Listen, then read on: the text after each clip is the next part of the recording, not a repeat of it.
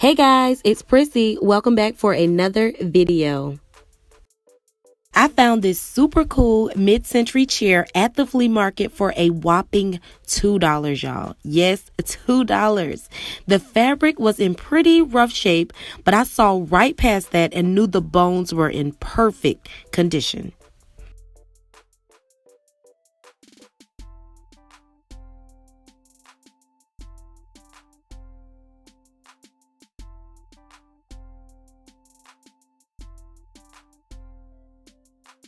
Here are just a few things you'll need for this DIY. You'll also need a screwdriver, old rags, gloves, and scissors, but you may already have these items at home.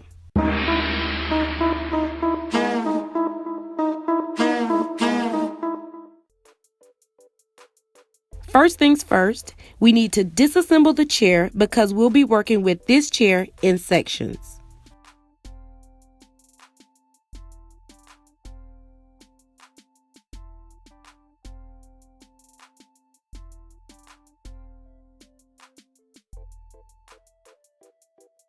Guys, now do you see what I saw?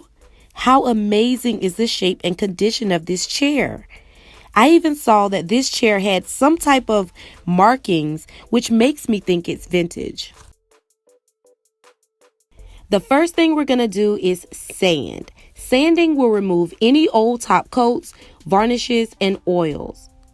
I'm using a 220 grit sanding block to remove all of those things so that we can see the natural wood grain of this chair.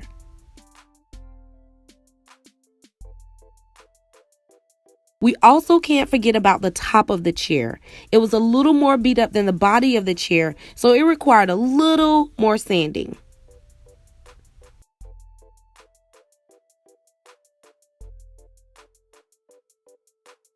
After sanding, we'll clean and disinfect the surfaces. We're using Comet's multi-surface spray cleaner. It's great on granite, wood, metal, mirrors, and even electronics.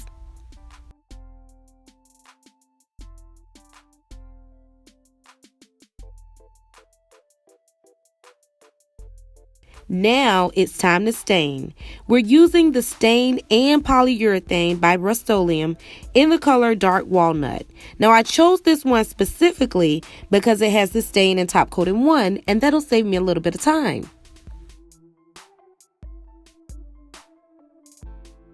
Fun fact.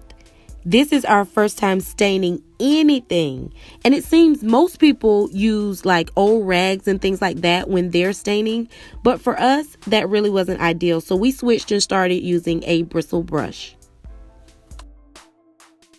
It worked so much better to get into the nooks and crannies, and we end up using the rag to remove the stain after it settled in a bit.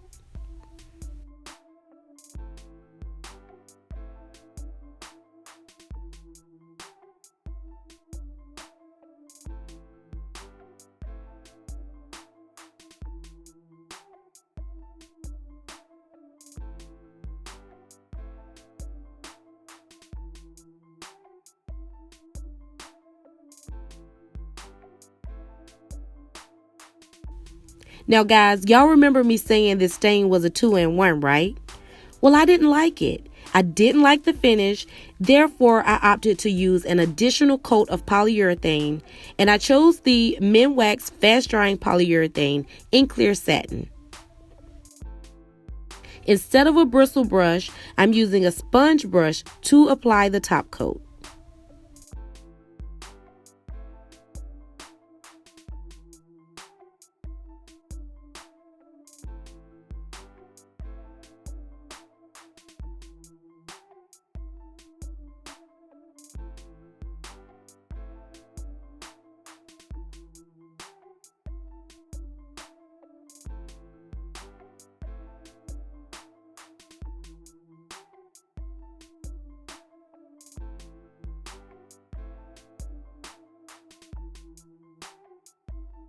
After allowing the polyurethane to dry, unfortunately, it's time to sand again. Now, my wife didn't feel too comfortable with this part, but those were the instructions that came with the product, so we just went with it.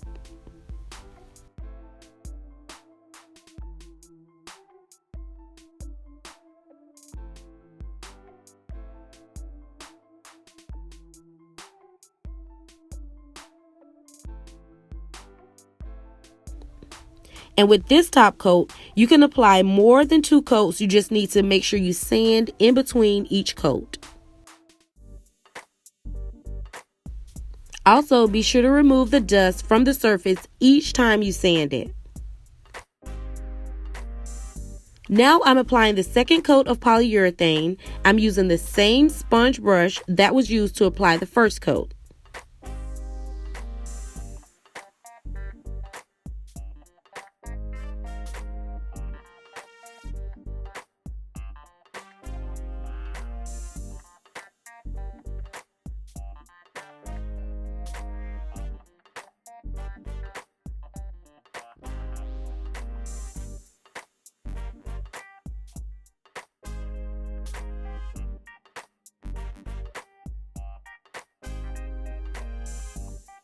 Only 2 coats of polyurethane, then I'll sit it on the back patio to dry for at least 24 hours.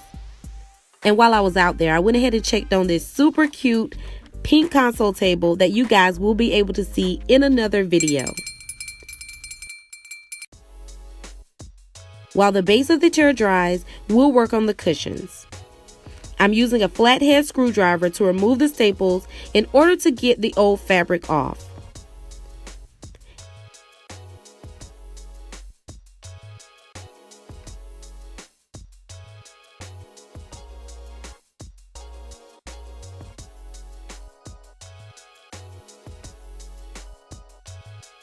Then I used a pair of pliers to remove the staples that didn't come out.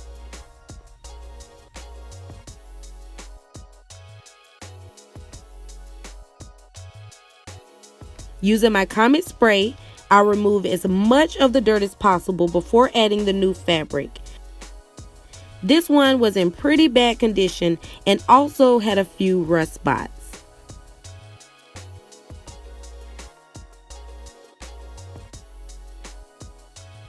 I'm a sucker for a classic gingham print, so that's exactly what I went with to recover the chair. I purchased a yard of fabric from Walmart for $3.44. I'm also giving the fabric a quick iron to knock out any wrinkles. You can also use your steamer for this.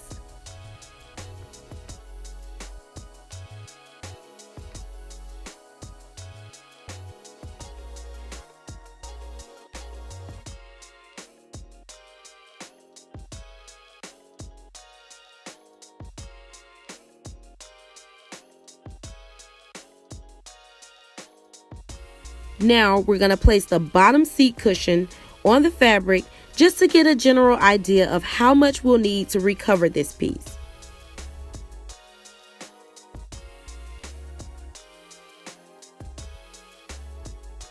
Taking a heavy-duty stapler, I like to start stapling both the top and then the bottom, and then I move to both sides and the corners.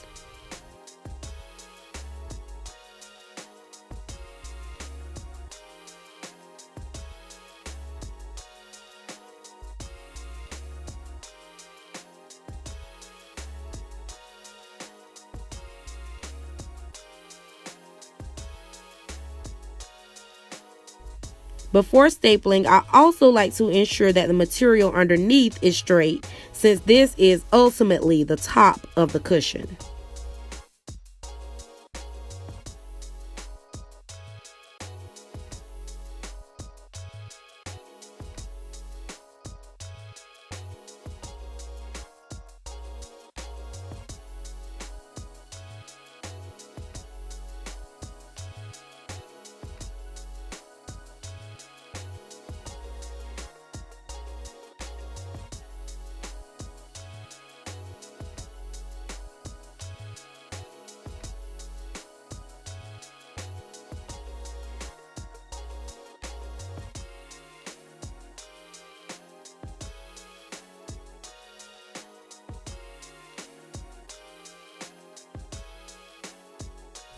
Now that the excess fabric has been removed, I'm just going back over it with my staple gun. You just want to ensure your ends are nice and secure.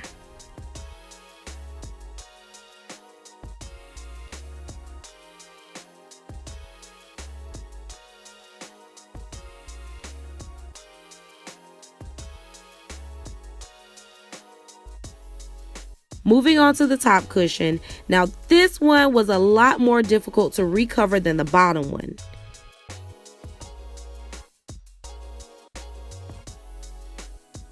Originally, I removed the vinyl, but soon discovered that was a big mistake. So I hot glued it back on before adding the new fabric.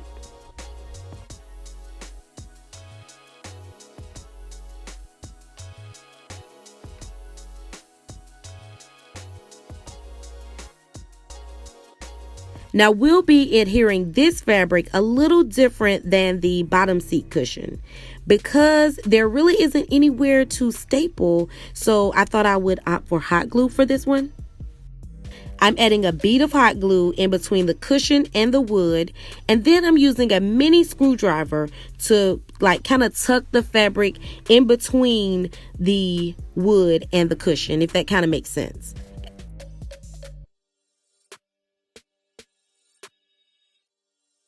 Repeat those steps until it's completely recovered.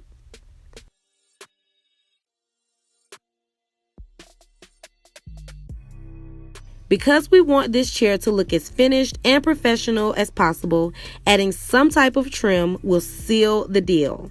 This braided cord matches the chair perfectly while still allowing the classic gingham print to be the focal point. Now, I wish I had some super glue, but I forgot to get some, and I just dreaded going back to the store. Instead, I used nail glue, guys, because that's all I had, but it worked it worked just the same. So I used some clear nail glue. I had about 4 bottles of this glue on hand, so I just went ahead and used it to glue down the trim. Same technique, I'll be using my mini screwdriver to secure the cord in between the cushion and the wood. Now for the really fun part. It's time to reassemble this bad boy and style it up.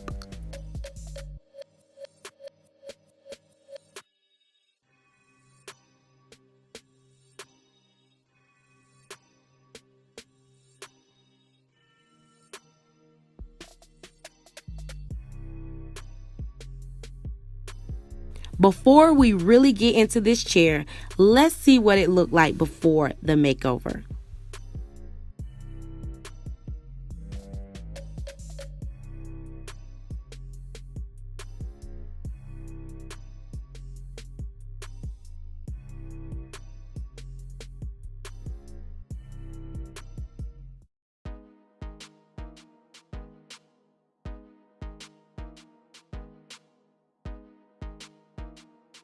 Guys, I have no words. This chair is everything. The dark walnut stain complements the black and white gingham so well. I mean, this chair looks like it was purchased like this from a high-end store, might I add.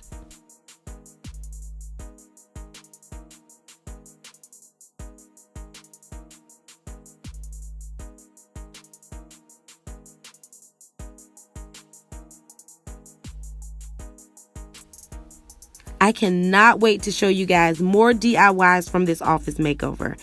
Everything is just so cute.